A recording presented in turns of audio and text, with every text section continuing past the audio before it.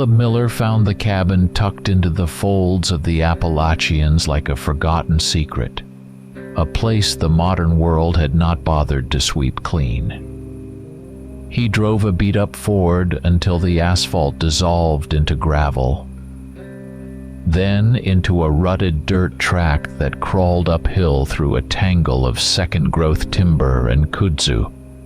The last 3 miles he covered on foot, his old army pack heavy on his shoulders, a Remington rifle slung across it. The air, even in late spring, carried a bite of damp earth and ancient pine, a smell that seeped into his bones and felt more honest than the exhaust fumes and synthetic tang of the city he had left behind. He was not running from the law. He was running from everything.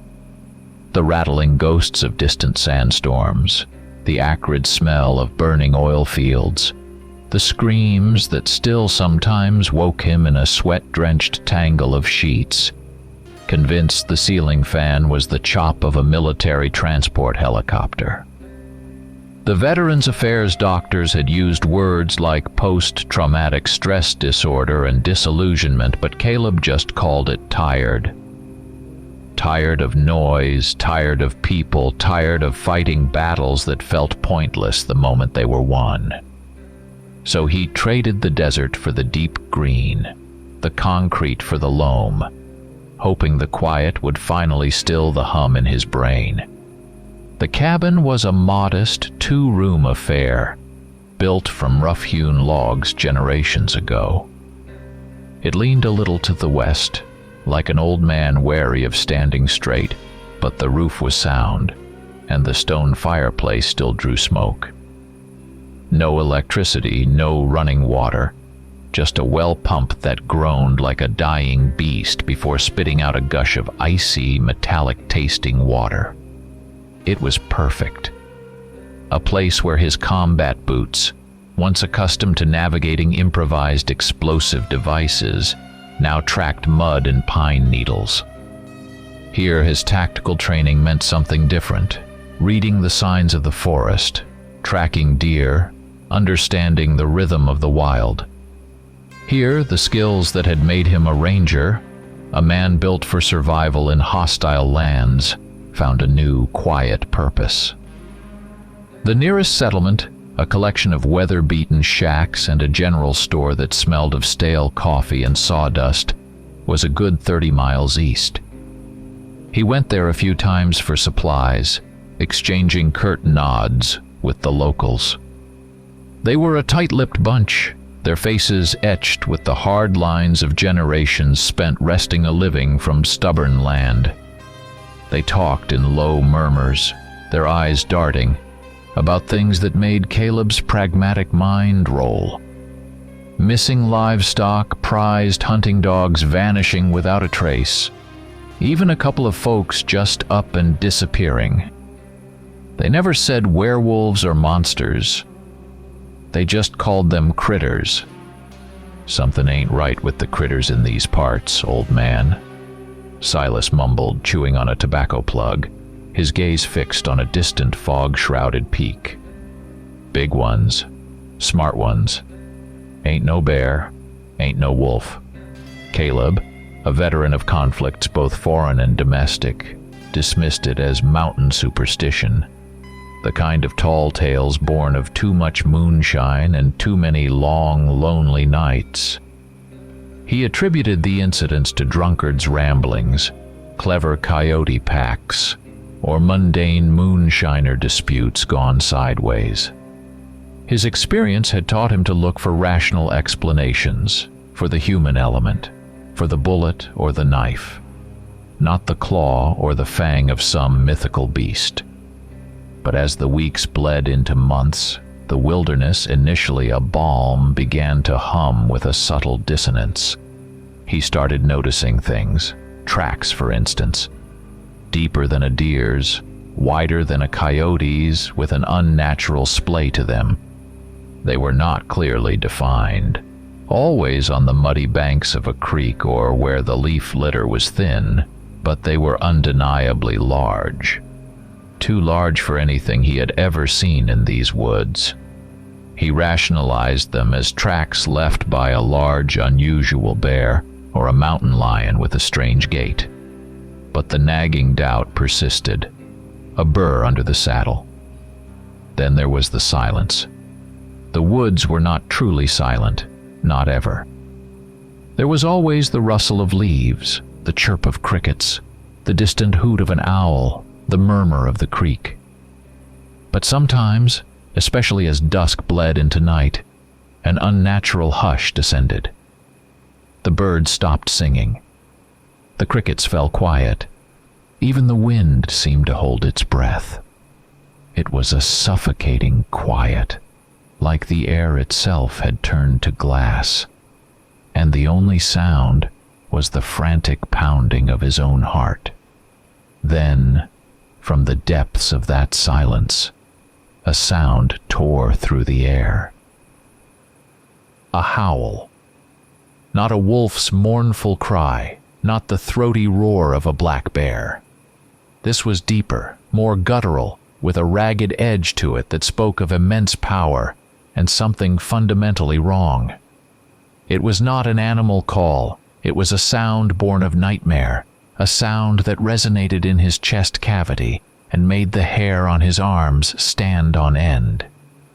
He had heard the screams of dying men, the shriek of incoming artillery, but those howls were different. They crawled under his skin and curdled his blood. And the feeling, that was the worst of it. An instinct honed by years of combat, a sixth sense that whispered of unseen threats. He had felt it in hostile territory, the prickle on the back of his neck that told him a sniper was watching, the subtle shift in the wind that hinted at an ambush. Here, it was constant, a pervasive feeling of being observed. Not by a deer, not by a bear. This was different. This was intuitive, predatory, intelligent. The hairs on his forearms rose without reason. He spun, rifle ready, his eyes scanning the dense undergrowth. But there was never anything there. Just the swaying trees, the dappled sunlight, and that cold, undeniable sense of being the object of a watchful, assessing gaze. He found himself checking his perimeter before sunrise, after sundown, not just for animals, but for something else. Something that waited just beyond the edge of his sight, always watching, always there. Even his dog, a stout black and tan coonhound named Belle, felt it. Belle was a fearless creature, the kind of dog that would bark down a bear if it got too close, that chased raccoons up the highest oaks with boundless energy. But lately, Belle had been different. Nervous. Her tail, usually a lively whip, tucked low between her legs. She whined, a low, guttural sound, her eyes wide and fixed on nothing. She refused to enter certain parts of the woods, areas where the feeling of being watched was particularly strong. He tried to coax her, call her, but she dug in her heels, whimpering, her body language screaming abject terror. It was not a squirrel or a rabbit that spooked her. It was something else. Something unseen, something that even a dog's simpler mind instinctively recoiled from. And if Belle, with her animal instincts, felt it, then Caleb knew deep down that his pragmatic mind was missing something crucial. The unsettling truth was slowly, inexorably, tightening its grip around him. The moon, a pale, anemic disk, was high in the sky, its thin light carving grotesque shadows from the ancient, gnarled trees. Caleb had been tracking a large buck since just before dusk, a magnificent 10-pointer whose hoofprints he had been following for weeks. Tonight he felt it, a hunter's intuition humming in his blood. This was the night. He set up a temporary hide near a watering hole, the air damp and cool against his face. smelling of wet earth and pine resin. He tried to focus, to merge with the forest, to become another shadow, another silence. But the humming was not just the thrill of the hunt.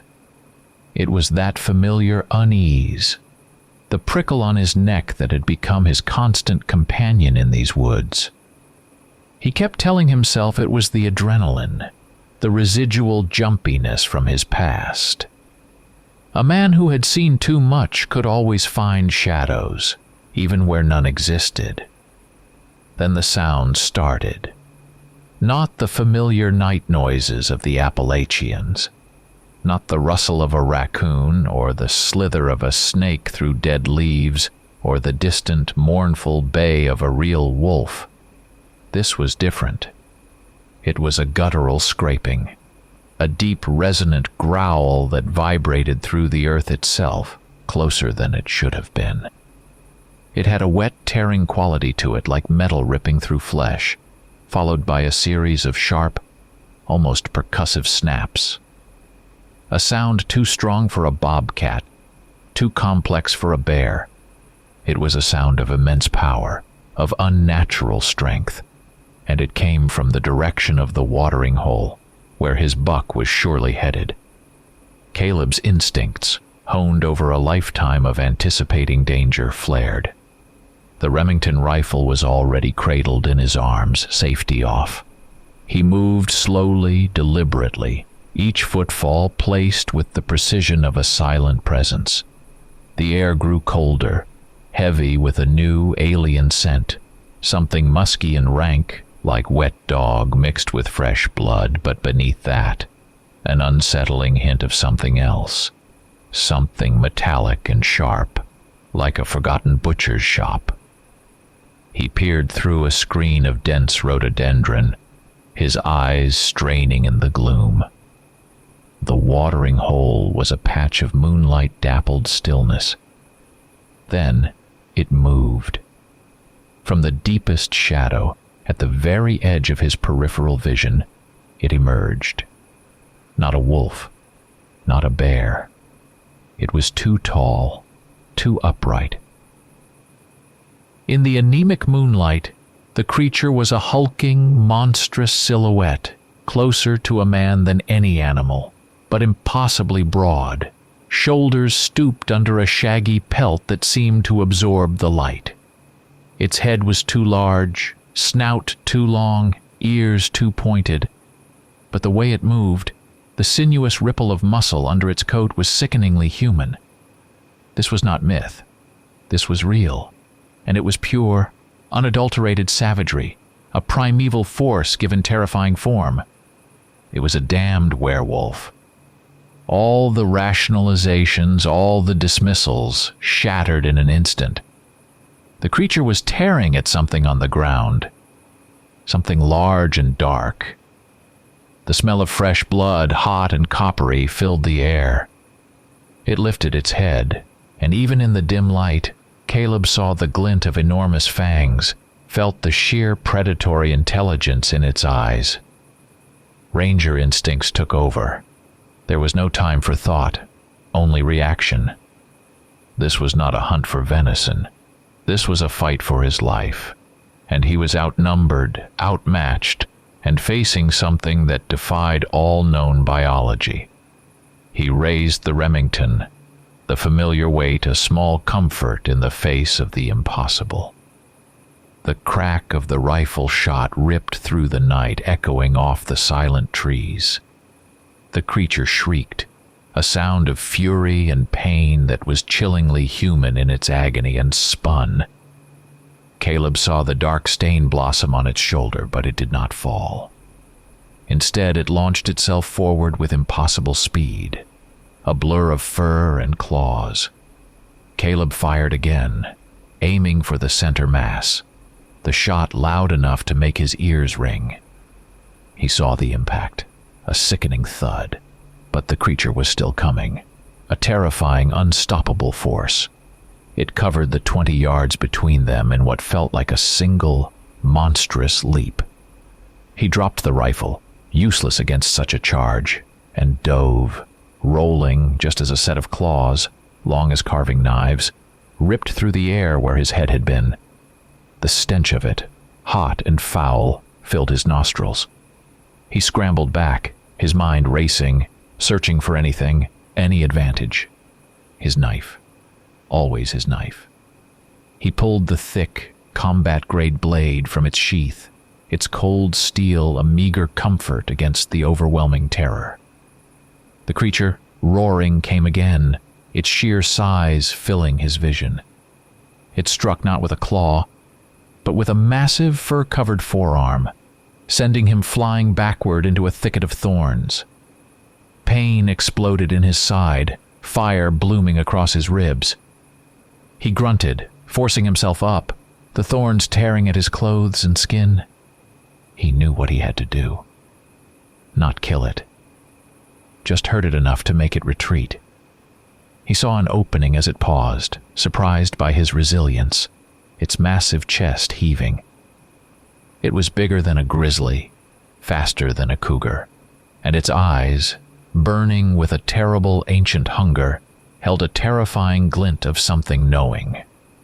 With a primal yell, Caleb lunged, not at its body, but at its leg, aiming for the knee joint, the vulnerable point on any bipedal creature. He plunged the knife deep, feeling the resistance of muscle and sinew, hearing a wet crunch that turned his stomach. The creature bellowed, a sound of agony mixed with rage, and its enormous hand, tipped with those terrible claws, swiped blindly, catching him across the arm. Fire erupted along his forearm, a blinding agony that made him gasp. He stumbled backward, clutching his arm, blood warm and sticky against his fingers. But the blow had served its purpose. The creature staggered, hobbled, its roar fading into a guttural whine. It turned, favoring the injured leg, and limped into the deeper shadows, melting back into the impenetrable darkness of the woods, as if it had never been there at all. Caleb stood there, gasping, the taste of blood in his mouth. He was alive, by a thread. The shock hit him then, a delayed, crushing wave. He dropped to his knees, trembling, his breath coming in ragged gasps.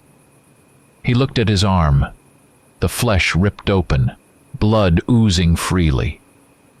He looked at the torn rhododendron thicket, the splintered branches, the deep gouges in the earth where the creature had landed, and at the watering hole where the mangled carcass of the buck lay, its throat ripped out, its insides exposed. This was no dream, no hallucination. The stories, the whispers, the vague dread, they were real. The myths had walked out of the shadows and into his world. A cold, hard fury began to replace the fear. He had not run. He had fought. And he had survived. Now, the pragmatism that had once told him to dismiss the unknown transformed into a burning need to understand, to confront, to hunt. He was a soldier, a ranger. He did not run from a fight. And he was going to find out what this was and why it had appeared. The hunter had become the hunted, but in that moment, staring at the torn flesh of the buck and his own bleeding arm, Caleb felt the switch flip. He was the hunter again, and he was starting to enjoy the chase. Sleep was an alien concept, a forgotten luxury. The image of those burning, intelligent eyes, the stench of wet fur and fresh blood, the agonizing rip of claws across his arm. It played on a loop in Caleb's mind, a grim reel of impossible reality. He spent the rest of the night cleaning and wrapping his wounds, his movements stiff and painful. He cleaned his rifle, running an oily rag over its cold steel, then meticulously checked its action, chambering a round, the sharp click a strangely comforting sound. He laid out maps on his small, rough-hewn table, tracing contour lines with a calloused finger, analyzing escape routes, fallback positions, potential ambush sites. But his focus, sharp and unyielding, was on the tracks left by the creature, the undeniable proof of its passage, its raw power. He found them at the watering hole, just as dawn was painting the eastern sky in bruised purples and grays. Enormous paw prints, deeply impressed in the soft earth, unlike anything he had ever seen. Too big for a black bear, which usually left 5 toes and a wide, flat pad. These prints were more elongated, with 4 distinct claw marks and a 5th, smaller digit set further back, almost like a thumb. Not a wolf, whose prints were typically narrower, with less splay. These prints spoke of immense weight and unnatural power, the kind that could crush bone. He saw where the creature had braced itself, leaving deep gouges in the mud, and where it had launched its impossible leap, tearing up the earth. The claw marks on the thick bark of an oak tree, where it must have brushed against it in its terrifying rush, were like something carved by a bear with a giant's strength, deep furrows that peeled back the wood. And there was blood, dark, thick, almost black in the pre-dawn light. It stained the leaves and the damp earth. Not just the buck's blood, which had pooled into a sticky, metallic-smelling mass, but the creature's own. A steady, purposeful trail, leading deeper into the tangled ancient woods, away from the watering hole, away from any semblance of civilization. It was a dark vein winding its way into the heart of the wilderness. Caleb followed it. The pain in his arm was a dull throb, a constant reminder of how close he had come. He moved methodically, his senses on high alert, his ranger training kicking into overdrive. Every snap of a twig, every rustle of leaves, every shadow was scrutinized. The trail of blood led him through a dense, unforgiving tangle of rhododendron thickets, over moss-covered boulders, and down into narrow, mist-filled ravines where the sun rarely touched the ground. This was the kind of terrain that tested a man's endurance, that swallowed sounds and spat out echoes. This was the deep wild, where most hunters feared to tread, where legends were born and sanity sometimes frayed. The blood trail grew fainter in places, then reappeared, sometimes a smear on a mossy rock, sometimes a small, dark pool in a hollow. The creature was wounded, bleeding, but it moved fast, deliberately, like a wounded animal trying to shake a pursuer. But Caleb was no ordinary pursuer. He was an unseen presence in the woods, a man who could track a whisper through a hurricane. He found the first one in a small, rocky clearing about 5 miles from the watering hole. It was a man, or what was left of him. A local farmer, Silas had mentioned him missing a few weeks back. His name was Roy, Caleb vaguely remembered.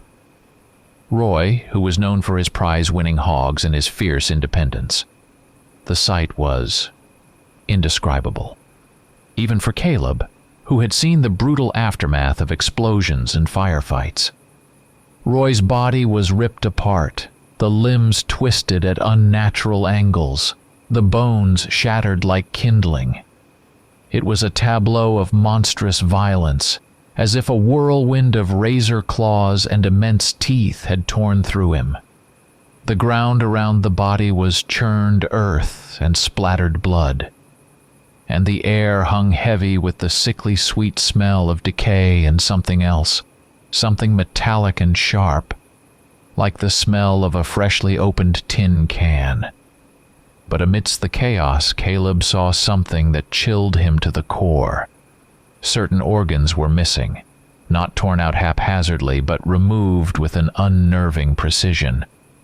A clean extraction, as if by a surgeon's knife, though the surrounding flesh was ravaged. His liver, his kidneys, and something else. A small, dark mass Caleb could not immediately identify had been carefully, deliberately taken. There were no marks of gnawing, no signs of animalistic consumption on those areas. It was as if the creature had opened the man up, extracted what it needed, and then left the rest to the forces of nature, but not before subjecting the body to a final, brutal tearing. Caleb's gut clenched, a cold knot of dread tightening in his belly. This was not just a predator feeding. This was something else, something calculated, a grim, terrifying ritual. He moved on, the blood trail still leading him. 2 miles further he found another. This time, a young woman, a hiker who had been reported missing months ago. Her body was in an even more advanced state of decomposition, but the same horrific pattern was evident. The shattered bones, the mangled flesh, and the disturbing, almost surgical removal of the same internal organs. It was a template, a horrifying blueprint.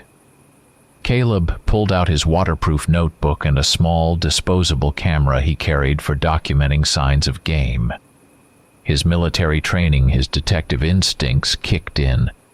He began to document, sketching the layout, taking photographs, making detailed notes on the nature of the wounds, the type of blood, the precise organs that were missing. He looked for a pattern, a system in the chaos, trying to understand why these specific organs, why with such precision amidst such barbarity. What was this template? What was this critter doing? Every step deeper into the forest, every new gruesome discovery, pushed the horror deeper into his soul. This was not just a large, aggressive animal. This was something far more complex, far more sinister. There was a mind at work here, a chilling alien logic, and the thought that had once seemed absurd, that the whispers of the mountain folk had a terrifying kernel of truth, now felt like a cold, inescapable reality pressing down on him. The dread, once a faint whisper, was now a roaring current, dragging him deeper into the unknown. He was walking into a nightmare, and the only way out was through it. The pursuit became a slow, methodical dance, a grim waltz between predator and something far worse. Caleb pushed on, ignoring the gnawing ache in his arm and the dull throb in his ribs. The blood trail had finally vanished, swallowed by the rocky terrain and a recent light rain, but by then he had gained something else: knowledge. He had learned the creature's preferred routes, its cunning use of terrain, the way it melted into the shadows, always favoring the densest thickets, the deepest ravines. He was a ranger, trained to track and hunt anything, anywhere, and this thing, whatever it was becoming as readable to him as the tracks of a deer. Almost. He settled on a strategy.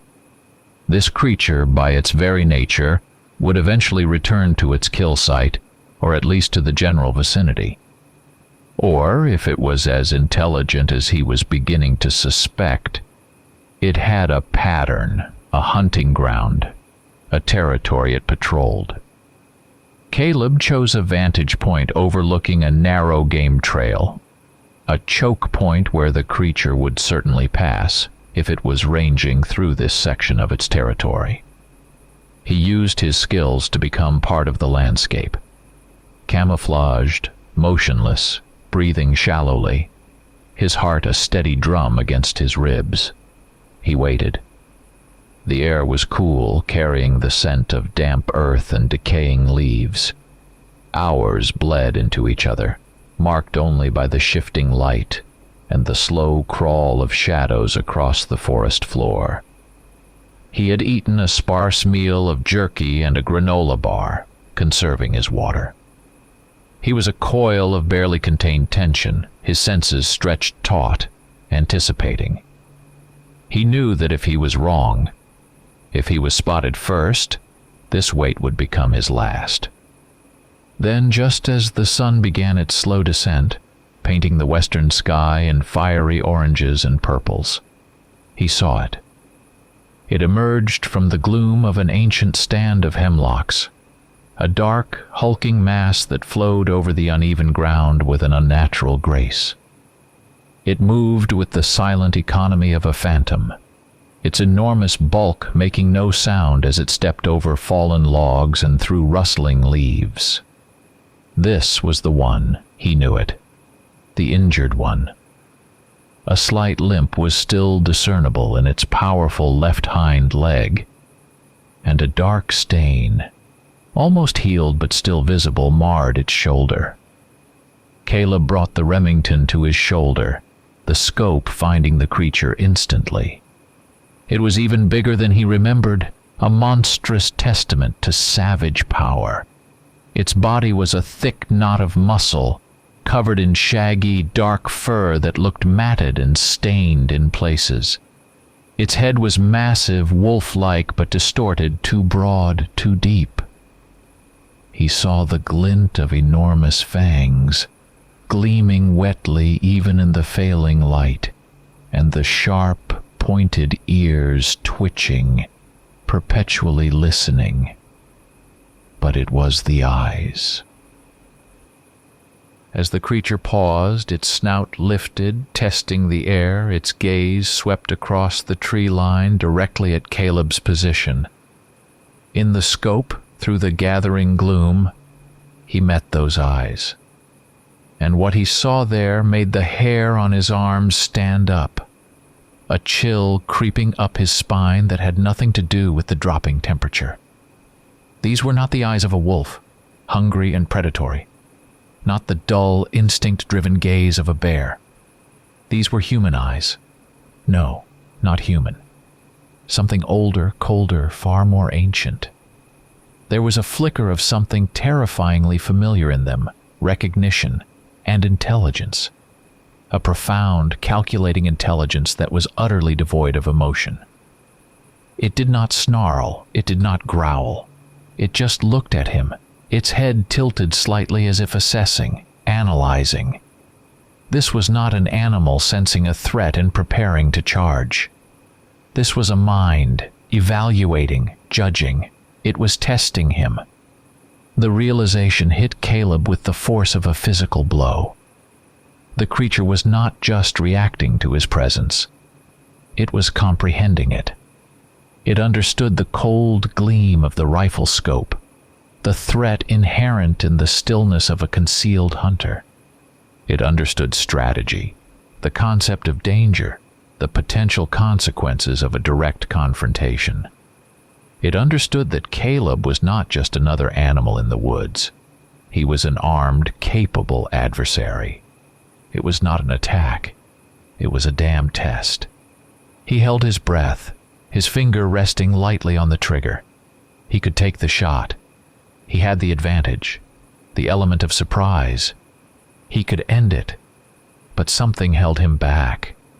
The sheer, terrifying intelligence in those eyes, the utterly calm assessment that emanated from the creature, paralyzed him. After what felt like an eternity, the werewolf slowly, deliberately, turned its head. It did not break eye contact immediately. Its gaze lingered cold and knowing, then slowly, with an almost casual air, it began to back away. Not running, not bolting in terror, but a calm, strategic retreat. It moved silently, disappearing back into the shadows of the hemlocks, becoming one with the encroaching darkness. It showed no fear, but also no aggression. It simply left. Caleb remained frozen, the rifle still raised, his heart hammering against his ribs. He lowered the weapon slowly, his hands trembling. He had been seen, assessed, and deemed what? Not a threat to be immediately eliminated, but something to be understood, to be observed. The understanding that these creatures were not just wild animals. not just mindless predators, but intelligent beings with an agenda, changed everything. The dynamics of the hunt, the very nature of his existence in these woods, shifted irrevocably. Caleb was no longer just a hunter tracking his prey. He was a man who had entered a confrontation with an unknown, clearly sentient species, and he had apparently passed its initial appraisal. The unsettling truth was that the evaluation was not over. It had only just begun. The feeling of being watched, once a subtle prickle, now felt like a physical weight on Caleb's back. He knew with a certainty that settled deep in his bones that his presence was no longer a secret. He was not just observed, he was a potential target, or worse, an object of consuming interest. His tactics shifted immediately. No longer was he pursuing. Now he was evading, moving like an unseen presence through the ancient woods, covering his tracks, using every bit of his ranger training to become invisible.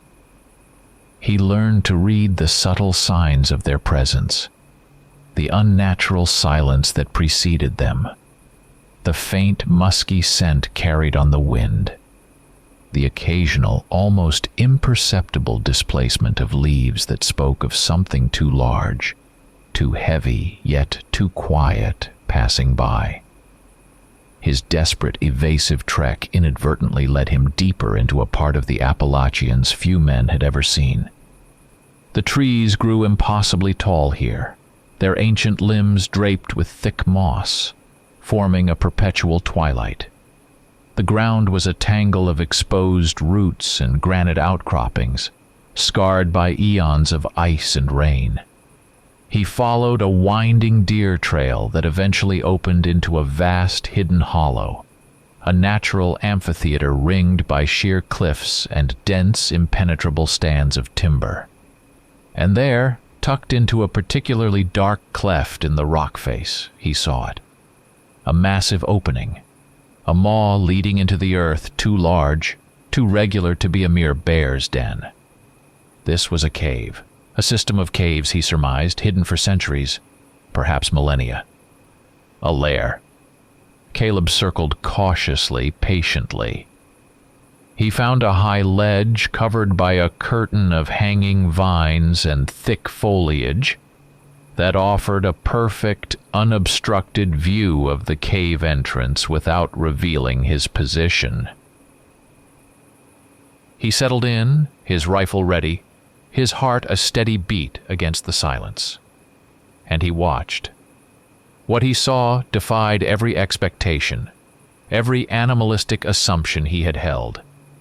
This was no mere animal den. Several of them emerged from the cave as the afternoon wore on, their hulking forms moving with a disturbing blend of grace and raw power. He counted 5, then 6, then 7, young and old. Some were massive, their fur almost black, their forms solid slabs of muscle.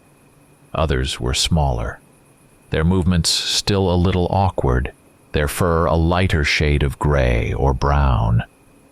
But they were undeniably the same species, the same impossible blend of man and beast. They did not simply rest or groom themselves, or bring back kills to devour. Their interactions were unnerving. There was no snarling over dominance, no squabbling over scraps, no typical displays of animal hierarchy he had seen in wolf packs or bear families.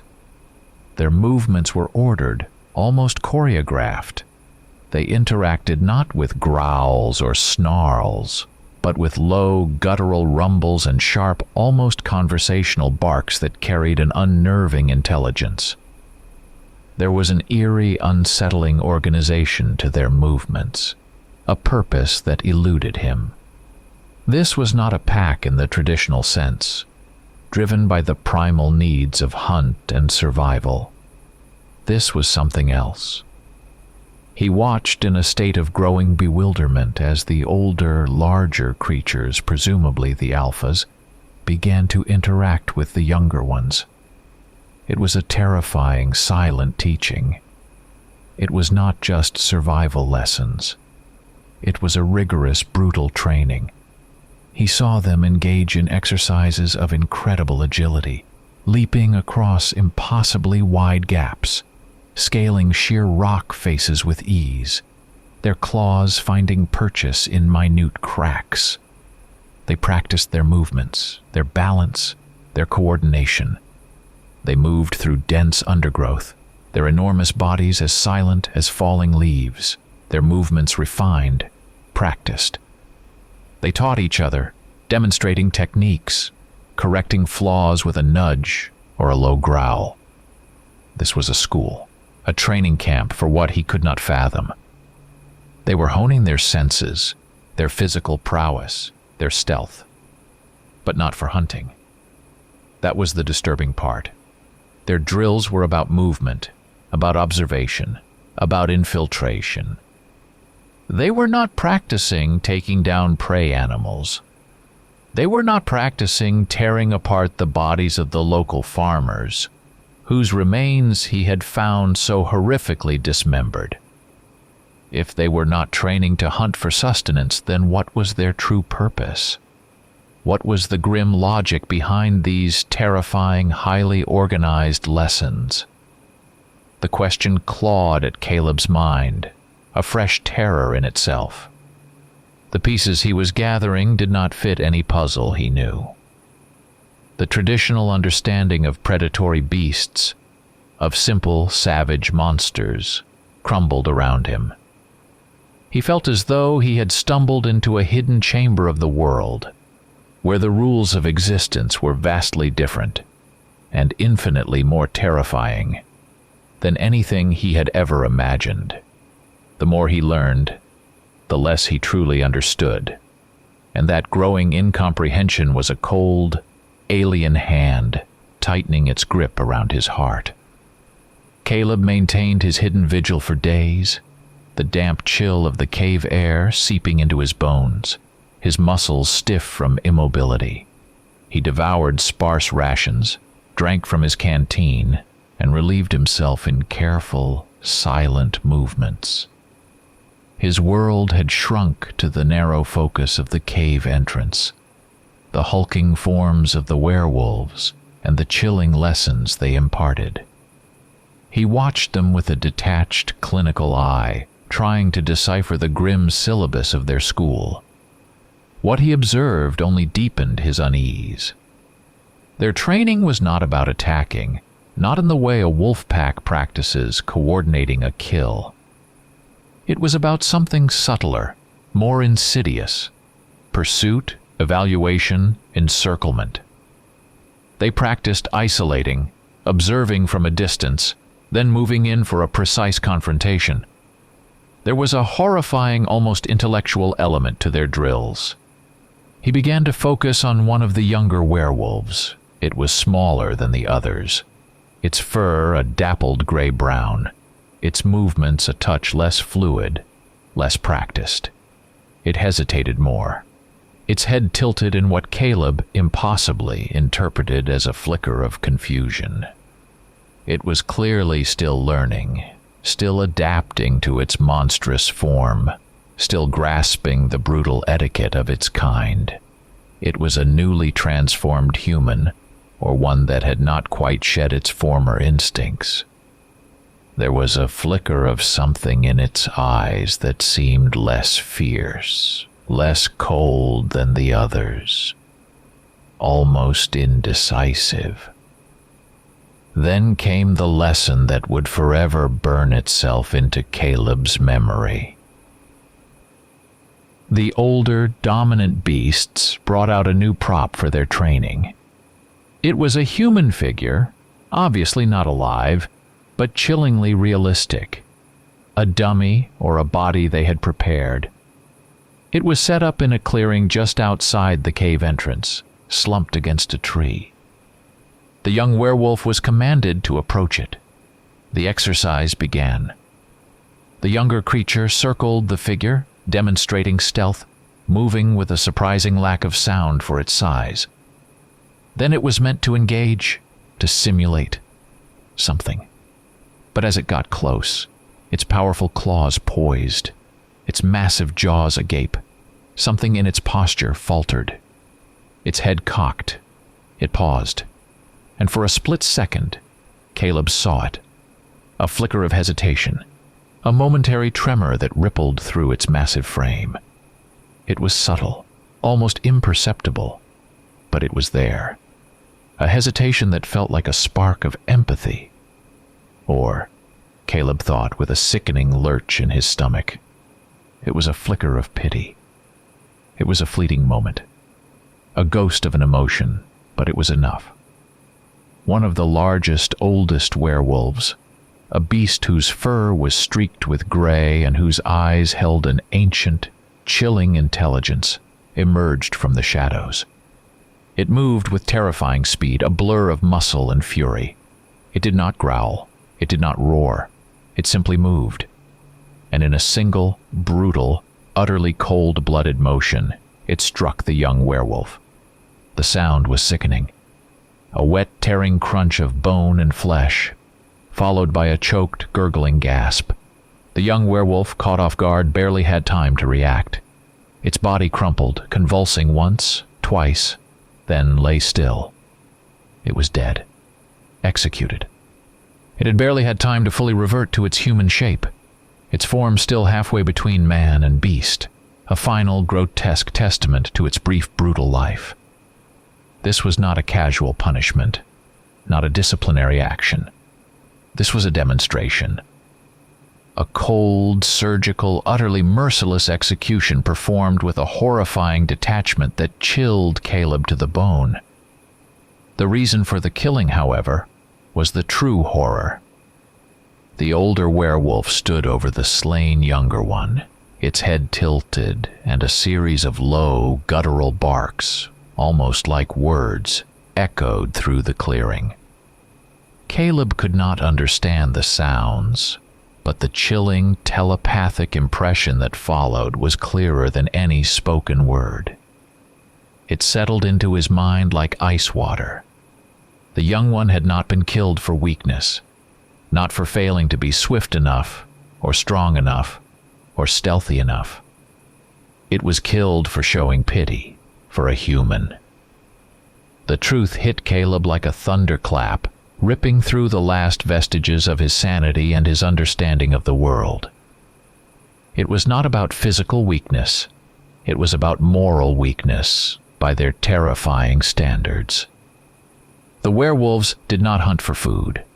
They did not even hunt for sport. Their very nature, their chilling existence, was designed for a single, horrifying purpose: to test humanity. This was not a myth. It was a cosmic truth. This was the turning point. The moment Caleb's world collapsed around him. He was not just facing predators. He was facing judges. They selected people, he realized, with a sickening lurch in his gut. They tracked them. They confronted them. They forced them into situations where they had to make decisions. The grotesque ritual of the missing organs, the precise removals. It was not about consumption.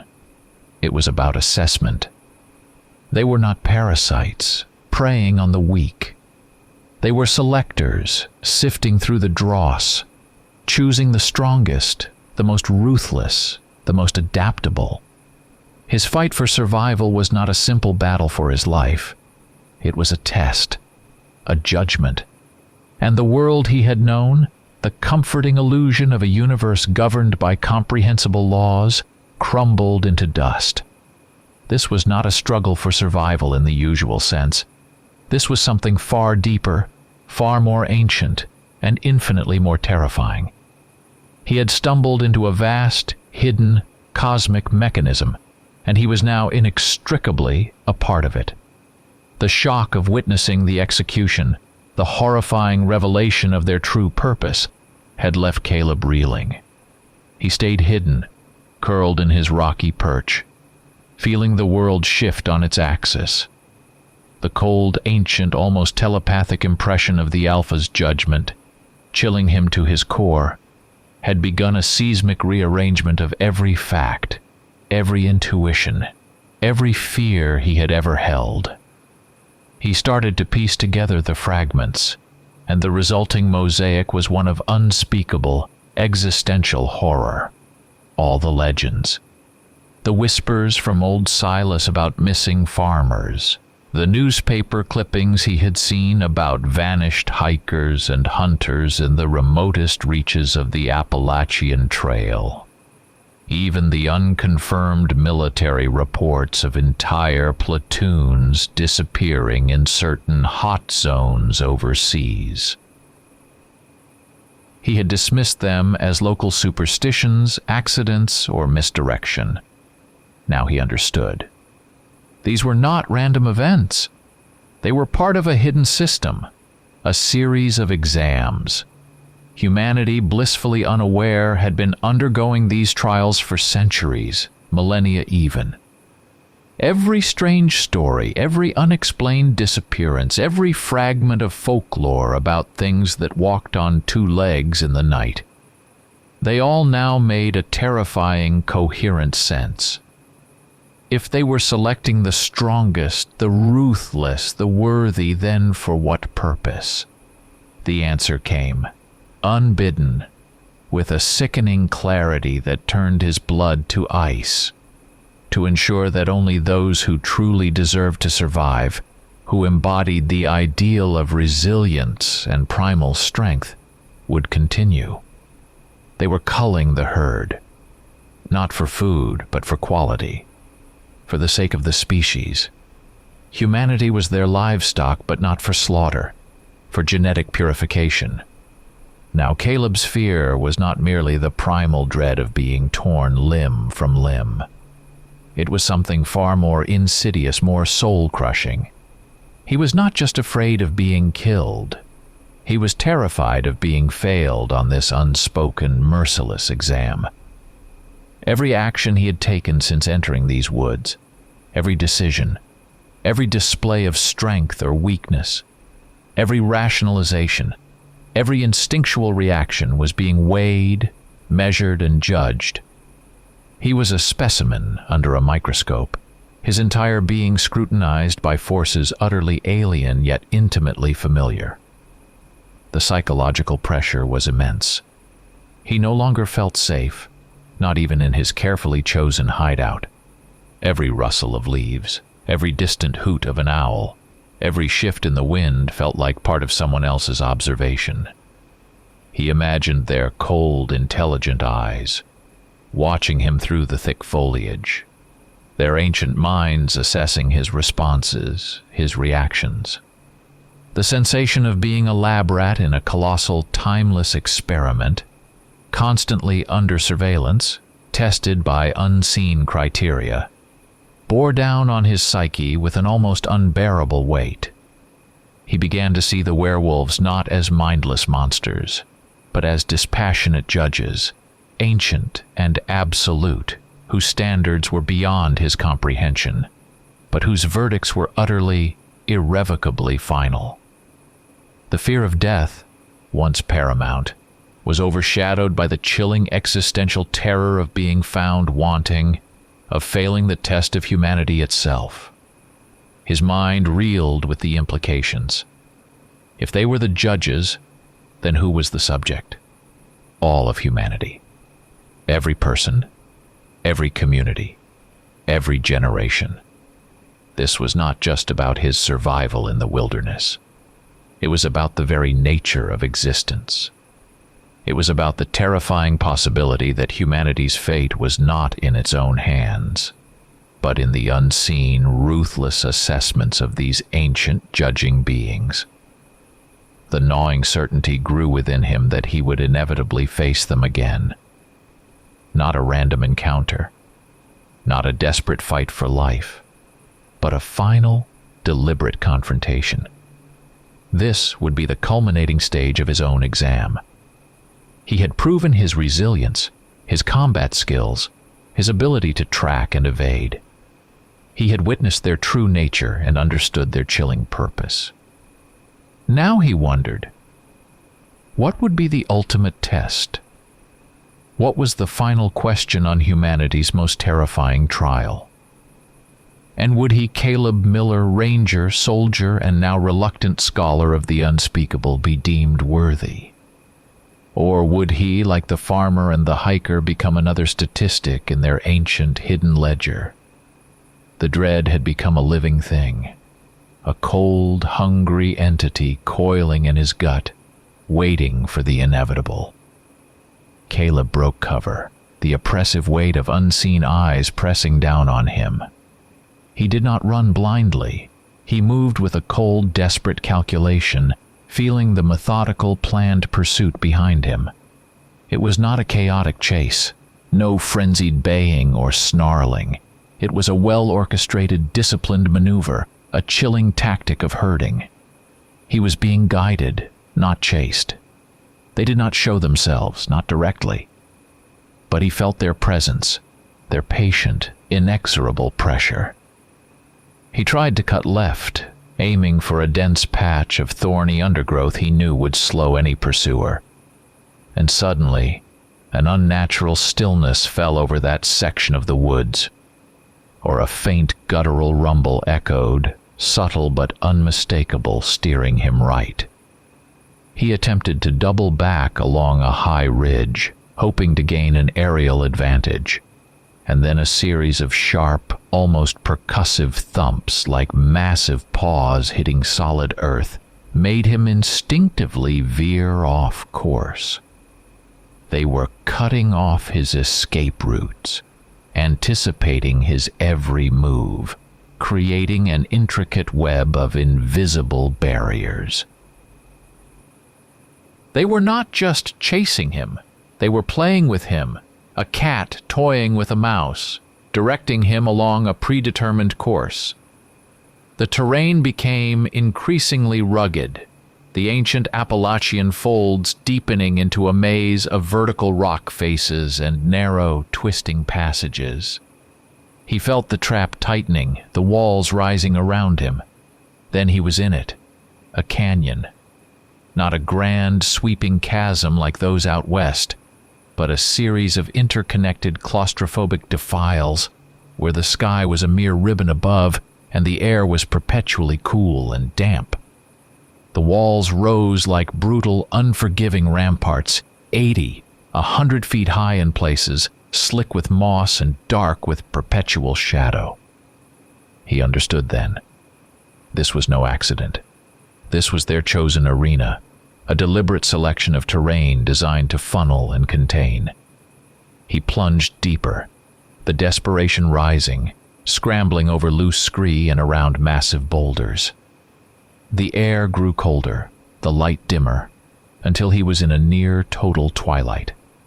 He pushed through a final, impossibly narrow crack in the rock, squeezing past a sheer face, and emerged into a small circular chamber. A dead end. The air was still, heavy, tasting of damp earth and something else, something ancient and wild. And there it was.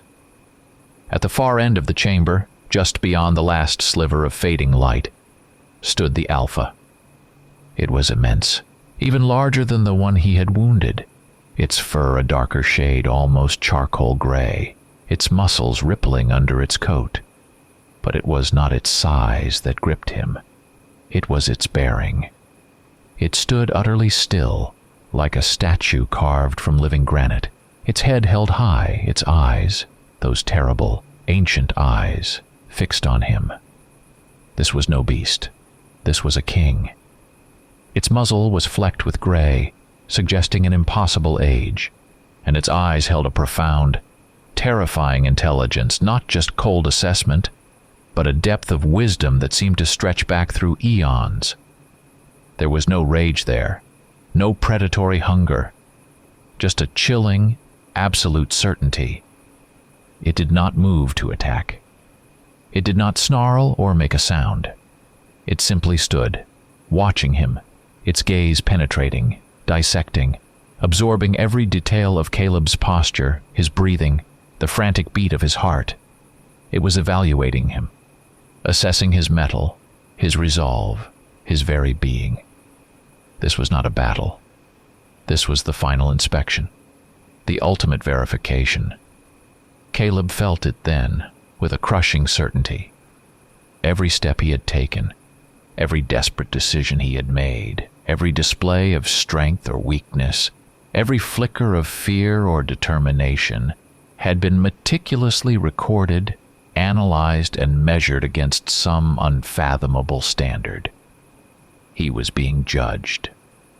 And the silence in that rock chamber was the silence of a courtroom awaiting a verdict. Then, the thought came.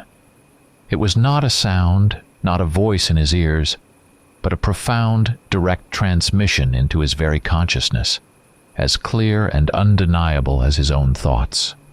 It was cold, ancient, utterly devoid of emotion, yet carrying an absolute, undeniable authority. We exist only so the worthy survive, otherwise you would already be gone. It was not a threat. It was a statement of fact, absolute, irrevocable. It was the universe speaking, or at least a part of it, through the form of this ancient, terrible judge. The words echoed, not in his mind, but deep in his soul, burning into his core. He had passed. He had endured their trials, understood their purpose, and now he was deemed worthy. But worthy of what? The answer, he knew, was far more terrifying than any death. Caleb slowly, painstakingly backed out of the canyon, his movements deliberate, his every muscle screaming with a mixture of exhaustion and a terror far deeper than any he had known. The Alpha did not pursue him. It simply watched, its immense form receding into the gloom as Caleb stumbled back through the narrow rock passages, the cold, ancient knowledge seeping into his bones. He had passed the test, but the price of that awareness was immeasurable, a burden that felt heavier than any pack he had ever humped through the desert. The Alpha's words, a telepathic echo of cosmic indifference, resonated in his mind, a constant, chilling hum. We exist only so the worthy survive. Otherwise, you would already be gone. He walked for hours, barely registering the pain in his body, his mind a maelstrom of horrific realizations. He saw his life, his past battles, his losses, through the prism of this unspeakable revelation. All his struggles, all humanity's struggles, suddenly appeared not as random acts of fate or conflict, but as cogs in a vast, ancient machine. If they existed only for the worthy, then their gruesome work was not confined to these forgotten Appalachian hollows.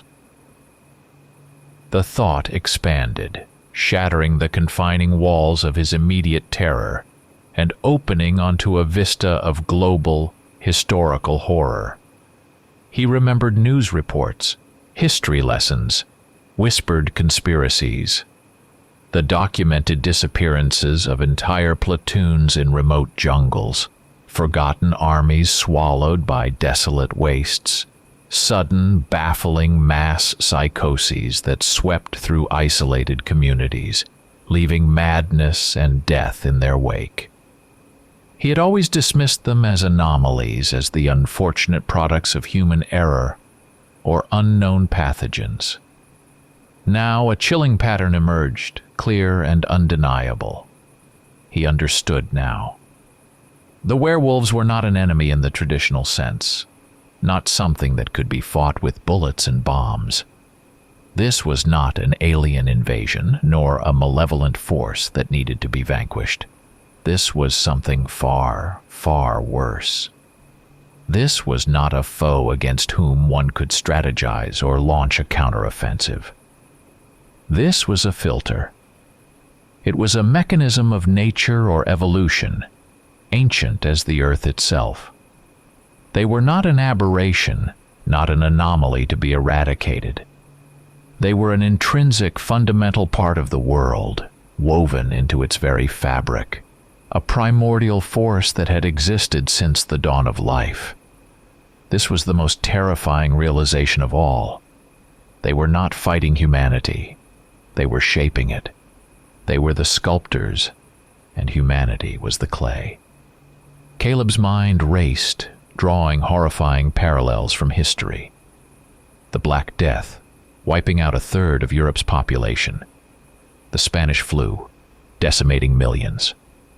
The great wars that purged generations, leaving only the hardened, the adaptable. The natural disasters that swept away the vulnerable, leaving the resilient to rebuild. He had always seen them as tragedies, as the chaotic forces of an indifferent universe. Now he saw them as tools, as various manifestations of the same ruthless ancient system. The werewolves, with their precise ritualistic culling, were merely one of many instruments of this vast, uncaring filtration process. They were the teeth in the cosmic sieve. The existential horror gnawed at him. If they were the judges and humanity was merely the constantly tested, then what was the meaning of individual life?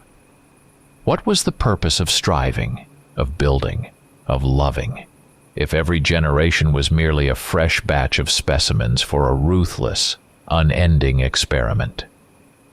He understood the terrible, chilling logic.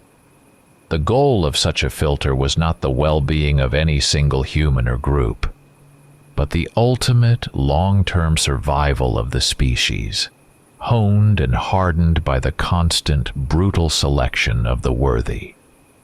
It was a truth that stripped away all comfort, all illusions of human significance.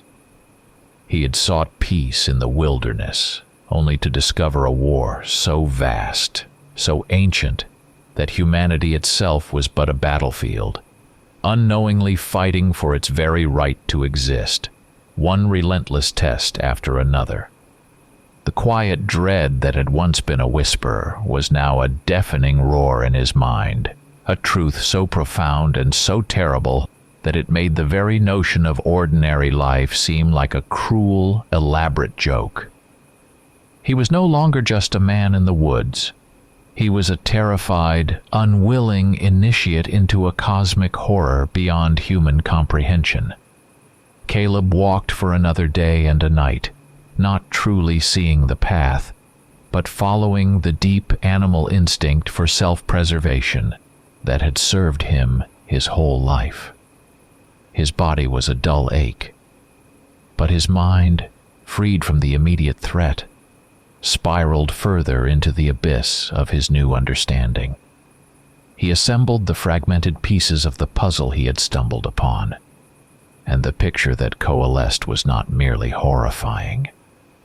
It was a vision of utter despair. He saw it now with absolute clarity. The werewolves were not a threat that could be eliminated. They were not some disease or invading army to be wiped out with superior firepower or strategy. They were not targets. They were an inevitable force, as fundamental and unyielding as gravity or the passage of time. To attempt to fight them, to wage war against them, would be not only futile but utterly suicidal. It would be like fighting the wind or trying to stop the tide. This was the mechanism of nature or evolution, ancient as the earth itself, their terrifying purpose resonating in his mind. They were not benevolent. They were not malevolent. They simply existed. They performed their function with a cosmic impartiality, devoid of emotion, without hesitation, without malice or kindness.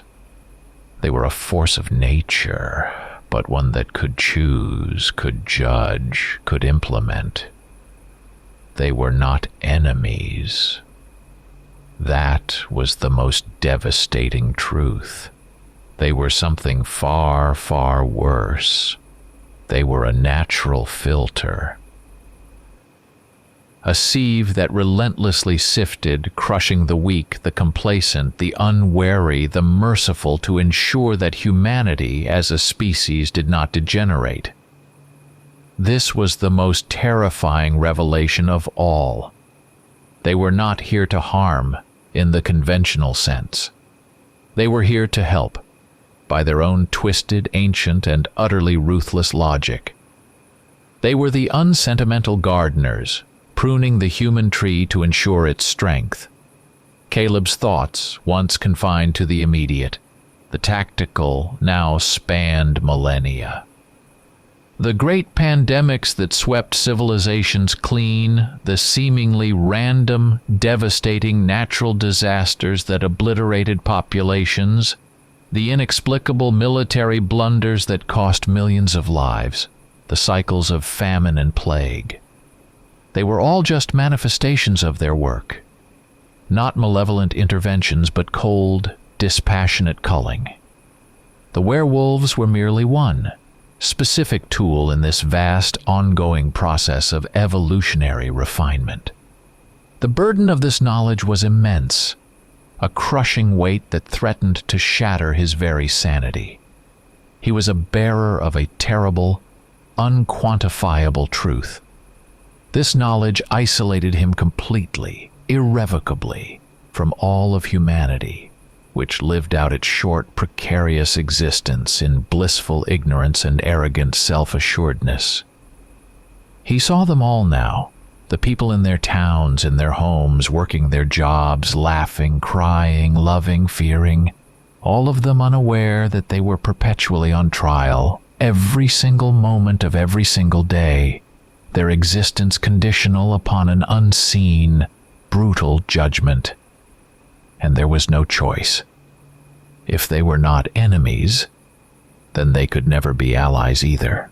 They simply were. They existed. And Caleb now understood with a chilling finality that humanity's only path was to continuously, unknowingly, prove its worthiness without ever knowing the terrifying, arbitrary criteria by which it was being judged. The fight was not against them. The fight was to be worthy, a contest he had not known he had entered until it was almost over. The silent, ancient sieve continued its relentless work, and all of humanity, every single soul, was merely dust passing through its unforgiving mesh. And now, Caleb knew the horrifying truth of the mesh. Caleb found himself on the paved road leading into the nearest town. A small, sleepy collection of brick storefronts and clapboard houses that clung to the highway like barnacles. He looked at the familiar signs, the gas station with its flickering fluorescent lights, the diner with its perpetually steaming windows, the general store that smelled of coffee and feed. And they seemed alien to him, flimsy facades over a terrifying reality.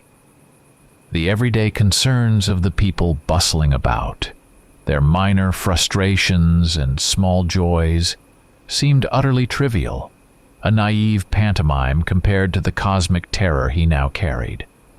Their belief in their safety, in the order of their world, was a delicate, precious illusion, one that he had now seen through.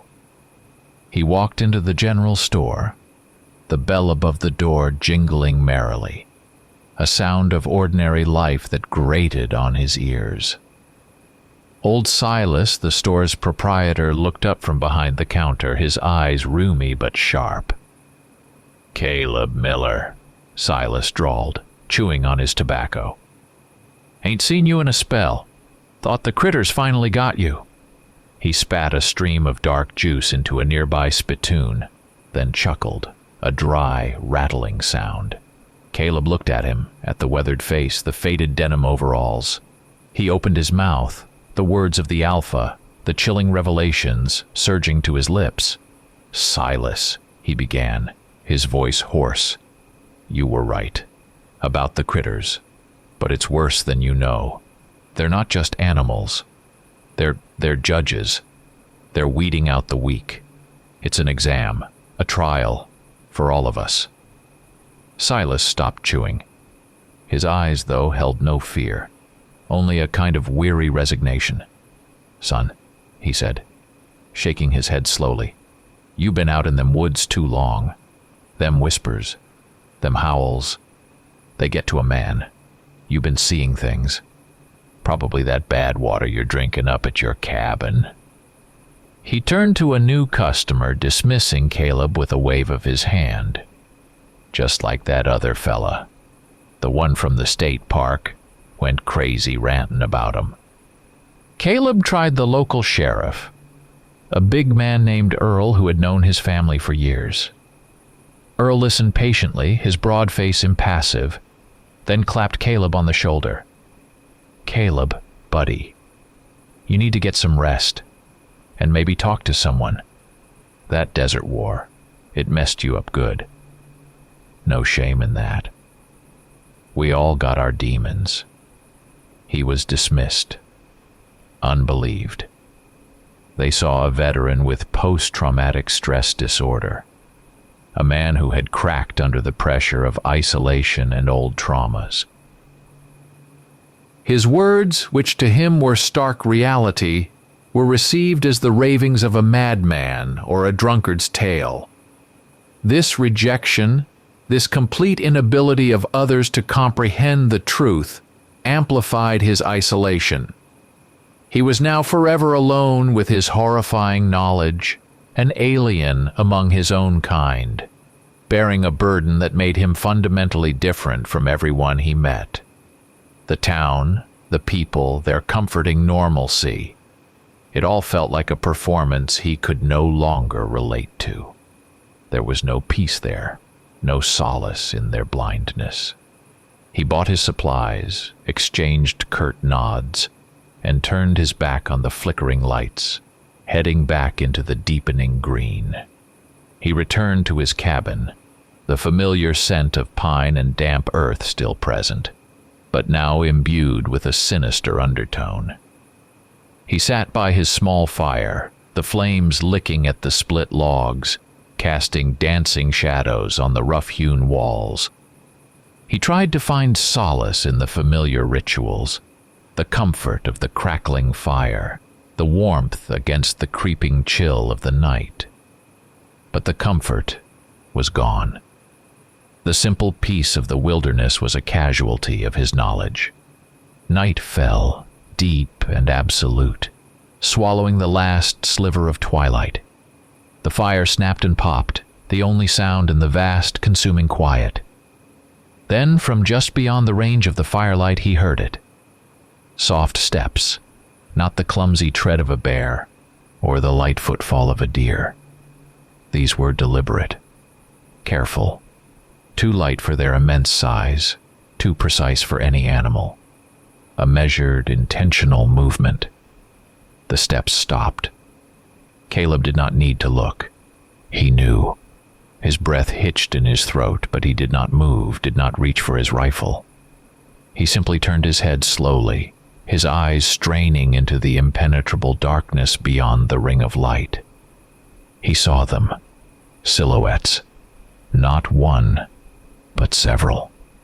They stood just at the edge of his vision, their massive forms barely discernible against the deeper black of the woods. He could not make out details, but he felt their gaze, cold and ancient, fixed upon him. There was no hatred in their posture, no aggression, no immediate threat. Just the same cold, assessing evaluation. The very same judgment he had faced in the canyon. They were no longer hiding from him. He had seen them, had understood their role, had passed their test. He was part of their game now. He was forever under their observation, an eternal test subject, a strange conduit between their ancient world and the oblivious one he was now irrevocably estranged from. He was part of their system, and there was no choice. I thought werewolves were the worst thing one could meet in these woods, but the worst thing was finding out they are the judges, and humanity is just the test.